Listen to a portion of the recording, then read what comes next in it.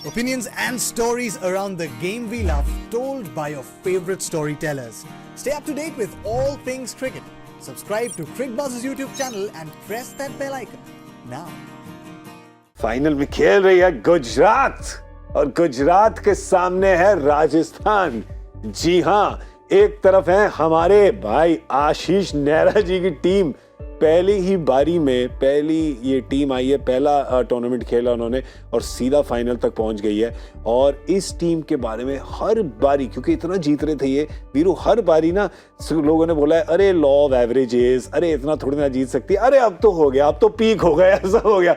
Final में बैठे 4 दिन से बैठे अहमदाबाद में आराम कर रहे हैं। नहीं बट लेकिन ये सिर्फ ये नहीं कह सकते ना कि उनकी किस्मत या उनका लक, ये नहीं कहते। उनका भी तो हार्ड वर्क है यार। बिल्कुल, उन्होंने उन्होंने भी तो प्लानिंग की है कि हमारा ये 5-6 पे ये खेलेंगे, हम बॉलिंग अटैक ये करेंगे, हम चेंजेस ये लाएंगे, प्रैक्टिस की है, मेहनत की है, बातें की हैं इतने टाइम के लिए। उन्होंने टीम चलाना कोई आसान काम नहीं है ना इतने टाइम से। बट सिर्फ ये कहते हैं कि लक फैक्टर था उनके लिए या लॉ ऑफ एवरेजेस में, वो सही बात नहीं होगी मेरे हिसाब से। तो बिल्कुल, अगर ऐसा कहना है तो मैं बैंगलोर के लिए कह सकता हूँ, क्योंकि वो तो किसी और मैच के ऊपर डिपेंड थे ना। वो टीम अच्छा खेलेगी, उसको हराएगी तो हम क्वालिफाई करेंगे, तो वो लक पे डिपेंड थे। बट ये तो लक पे डिपेंडेंट नहीं थे, अपने बलबूते पे आए। क्योंकि वो उन्होंने जो तेवतिया खरीदा था, वो खरीदा तो इसलिए था ना कि ये तो छक्के मारेगा बाद में, और उन्होंने मारे छक्के।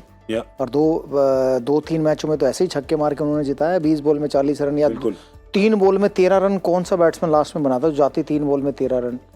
तो वो उन्होंने बनाए हैं। तो मैं सिर्फ ये नहीं कहूँगा कि किस्मत की वजह से, थोड़ा क्रेडिट टीम को भी जाता है, थोड़ा क्रेडिट स्पोर्ट्स स्टाफ को भी जाता है। इतनी मेहनत की उन्होंने, प्लेयरों के साथ समय बिताया, प्रैक्टिस कराई है, तो आई थिंक वो डिजर्व भी करते थे फाइनल।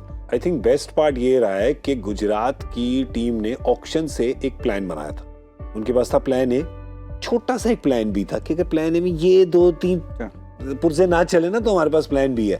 उससे आगे नहीं गए, क्योंकि कई टीमें आप देखेंगे वो plan A B C Z तक, मतलब जो 26 लेटर है अल्फाबेट के, वो कम पड़ जाते हैं, फिर ए फिर से शुरू हो जाता है। ठीक है, जैसे कैलकाटा की टीम, जिन्होंने इतने बदलाव किए कि मैच 14 में मैच 1 की टीम वापस आ गई। ठीक है, तो प्लान जेड खत्म हो गया, ए पे आ गए। पर इन्होंने प्लान बनाया और वो उसमें बिलीफ रखा। उन्होंने कहते हैं कि यही है हमारी बेस्ट। आई थिंक वही चीज़ हम प्लेयर्स से भी वही सुनने में आता है ना। जब अगर मिलर की स्टेटमेंट देखेंगे, अभी पिछले 2 दिन से काफ़ी आ रही है कि मेरे में विश्वास जताया गया कि मुझे यहाँ पे फील कराया गया कि मैं उस तरह का प्लेयर हूँ। और सपोर्ट स्टाफ का काम भी वही होता है, क्योंकि आप में एबिलिटी तो है, आप ऐसा नहीं है कि आप चौके छक्के नहीं मार सकते, लेकिन आपको वो उस तरह का एटमोसफेयर देना, जो एटमोसफेयर मैक्सवेल को आरसीबी ने लास्ट ईयर दिया था। तो अब वो क्वेश्चन पूछ सकते हैं कि इस साल वो एटमोसफेयर शायद नहीं दे पाए, इसलिए उनका रन नहीं हो रहा है। लेकिन आपको एज अ प्लेयर आपको वो चीज़ करानी बहुत ज़्यादा ज़रूरी है कि आप कॉन्फिडेंस दे। जो प्लान था, जिस तरह से उन्होंने कहा कि हम शुभमन गिल और रिद्धमान साहा से या वेट से करेंगे ओपनिंग, हम खाली 2 ओपनर से जाएंगे, बाकी सारे फिनिशर रखेंगे। तो इसमें हार्दिक पांड्या, मिलर, तेवतिया, सारे प्लेयर उस तरह से आगे कि सब अपने अपने तरह से अपने अपने रोल्स को खेल रहे थे। जो सबसे अच्छा जो लगा वो हार्दिक पांड्या ने अपनी गेम को चेंज किया। 6 नंबर पे खेल रहे थे, आके अपनी इनिंग्स बिल्ड कर रहे थे, लेकिन उसके आजू बाजू सारे लोग अपना जो जिस तरह से करना चाहिए था वो सारी चीज़ें उन्होंने करी है। आई थिंक इसीलिए जब फाइनल में आए, नंबर 1 भी आए, तो वो तभी हो सकता है जैसे वीरूपा ने किया कि आप बहुत सारी चीज़ें आपकी क्लिक करी हो और वो सारी चीज़ों में आपने वो प्लानिंग पे विश्वास जताया हो। ये जो प्लान है ना, हमने एक दिन आई थिंक इसी शो पे हम लोग बात कर रहे थे कि आप 2 सलामी बल्लेबाज रखिए और उसके बाद सारे हिटर रखिए।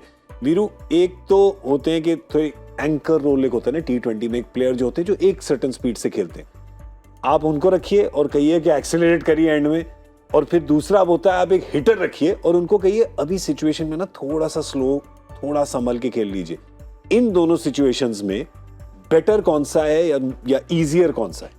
देखिए, मुझे लगता है कि जो खिलाड़ी मारना जानता है ना, उसके लिए रोकना आसान है। कभी भी वो रोक सकता है, वो छोड़ सकता है। लेकिन जो खिलाड़ी विश्वास सिर्फ रोकने और छोड़ने में रखता है, उसको मारने के लिए बोलो, उसको समय लग सकता है, वो वहाँ अपना विकेट थ्रो कर सकता है। तो आई थिंक मेरे हिसाब से तो मैं, अगर इवन मैंने किसी बच्चे की कोचिंग भी करनी है तो मैं इसको पहले ही कहता हूँ, बेटा पहले मारना आना चाहिए। आप मारो, क्योंकि मारने के लिए आपको एक बॉडी बैलेंस की जरूरत होती है, जो कि बहुत जल्दी इंप्रूव करते हो आप अपना बॉडी बैलेंस। लेकिन रोकने के लिए अगर आप रोकते रहोगे फिर उसको मारने को बोलोगे ना, थोड़ा उसको समय लगेगा। तो आई थिंक मेरे हिसाब से जो तो हिटर होते हैं ना, वो समझते हैं कि हाँ भाई ये सिचुएशन है, लास्ट वही बात आ गई कि लास्ट के 5 या 50 रह जाएंगे, तो मुझे पता है 1 ओवर में मैंने 15-20 मारने हैं, बाकी मेरे को नॉर्मल खेलना है, फिर मेरे 30 बॉल मतलब 24 बॉल पे या 20 बॉल पे 20 या 22 रह जाएंगे, तो मेरे लिए आसान हो जाएगा। तो वो कैलकुलेशन अच्छी करते हैं जो हिटर होता है, और वो उस हिसाब से खेलते हैं। जैसे यहाँ पर मिलर या तेवतिया या हार्दिक पांड्या, ये 3 ने काम किया है गुजरात के लिए। तो और ऊपर वालों का वो कभी भी, मुझे नहीं लगता नेहरा जी कभी एक्सपेक्ट करते हैं कि ऊपर वाला उनका कोई खत्म करके आए मैच, चाहे वो शुभमन गिल हो चाहे वो वृद्धिमान साहब। वो ये कहता है कि तुम अपना रोल अदा करो, मेरे ये बल्लेबाज हैं, अगर ये 10-11 के बाद आए ना तो मैं खुश हूँ, तुम जितने मर्जी ऊपर बना लो, क्योंकि इन लोगों में क्षमता है 10, 12, 15 रन प्रति ओवर बनाने की। तो इसलिए उनकी स्ट्रैटेजी ज़्यादा काम करती है और वो बिलीव करते हैं उन अपने फिनिशर्स में। और आप देखें, अगर पिछला मैच भी जिस कॉन्फिडेंस से जीत के आए हैं, प्यार से जीत के आए हैं पार्थिव, एक सिर्फ इनके पूरे कैंपेन में ना एक ही मैच लगा जहां पे आप इनकी थोड़ी सी निंदा कर सकते थे, वो था वो मुंबई का मैच, जो आपको लगा 2 डाइव नहीं मारे, तेवतिया ने नहीं मारा, हार्दिक ने नहीं मारा, आपने कहा यार ये हल्के में ले रहे हैं, इनको लग रहा है कि यार कर लेंगे। उस मैच के बाद, और इंसान तभी इंप्रूव करता है जब आप अपनी गलती लें और उसको करेक्ट करें। क्या करेक्ट किया उन्होंने, क्योंकि मतलब प्रॉपरली जीते। जहाँ बिल्कुल प्रॉपरली जीते ना, जो गेम की हम बात कर रहे हैं, आई थिंक उन्होंने सारे कोचेस को और प्लेयर्स को खुद को पता चल जाता है जब आपने पूरा एफर्ट नहीं किया होता है कि थोड़ा सी अगर आप में वो क्या कहते हैं वो कॉम्प्लिसेंसी आ जाती है, तो आप करते हैं कि यार हल्के में ले रहे हैं, तो वो आई थिंक वो एड्रेस हो जाता है। पर वो एड्रेस भी आपको राइट तरीके से करना होता है, कि अगर आप बहुत ही एग्रेशन में आके उसको एड्रेस करने की कोशिश करोगे तो वो ना अलग तरीके से चला जाता है। इसीलिए देखा कहीं और देखा, इसीलिए हम आशीष नेहरा की इतनी तारीफ कर रहे हैं कि उन्होंने 100% मैसेज पास किया होगा, लेकिन वो मैसेज पास करने का भी एक तरीका था।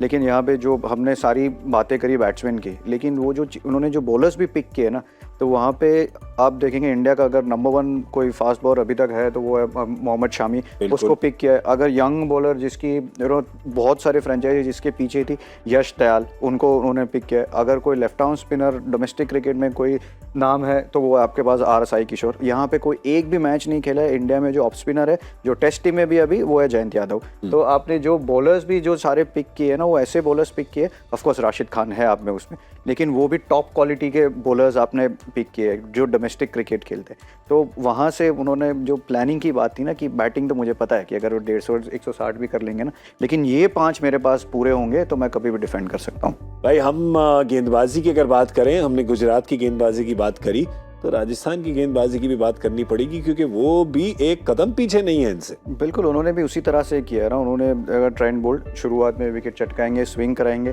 क्योंकि मुझे तो हमेशा हर शो में ये कहता हूँ कि लेफ्ट आर्म सीमर का गेंद अगर अंदर आए तो वो सबसे मुश्किल होता है। रशिद कृष्णा इंडिया में जो अभी जो बॉलर है, शायद आगे जाके भी इंडिया के लिए काफ़ी खेलेंगे।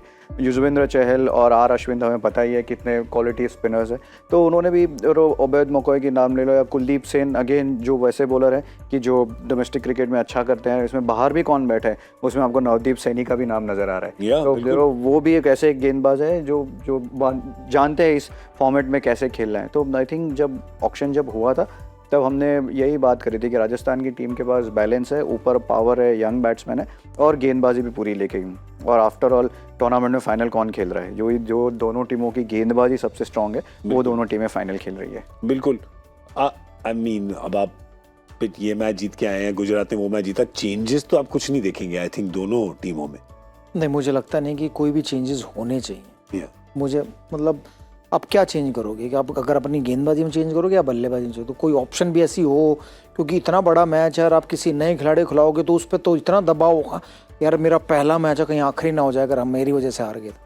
तो मेरे ख्याल से वो खिलाना भी नहीं चाहिए। तो अभी तक जो टीम खेल रही है राजस्थान की या गुजरात की, वही टीम खेलनी चाहिए। आई थिंक कोई निगल ना हो, कोई मतलब फोर्स चेंज ना हो, कि किसी को अगर बुखार आ जाए या किसी को इंजरी हो जाए तो ही चेंज हो सकता है, अदरवाइज तो मुझे नहीं लगता। आई थिंक अलजारी को खिलाया था उन्होंने लोकी की जगह पिछले मैच में। आई थिंक उन्होंने सिर्फ 2 ओवर ही डाले थे, तो अगर आप कुछ कर भी सकते हैं तो आई थिंक वही है स्कोप, नहीं तो अदरवाइज क्यों करें। हाँ, वो करने की ज़रूरत भी नहीं है ना। जैसे कह रहे हैं कि अच्छा खेलते आ रहे हैं तो आपको वो ज़रूरत क्यों है वो चीज़ करने की। और हार्दिक पांड्या भी आपको वो 2 ओवर देके जा रहे हैं। अलजारी जोसेफ से आपको शायद नीचे थोड़ी बल्लेबाजी भी मिल जा रही होगी। आई थिंक वही एक ऑप्शन था। और लॉकी फर्ग्यूसन का फॉर्म भी थोड़ा जैसे टूर्नामेंट चाहता गया, ऐसे हल्का सा नीचे होता गया, तो वही था कि उनके पास हर चीज़ का बैकअप था और उसमें अलजारी है और हार्दिक भी है।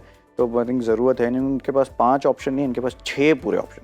कि अगर और किसी का भी देन जाता है ना, तो ऐसा दूसरा बॉलर आपको उतनी ही अच्छी गेंदबाजी करके दे सकता है।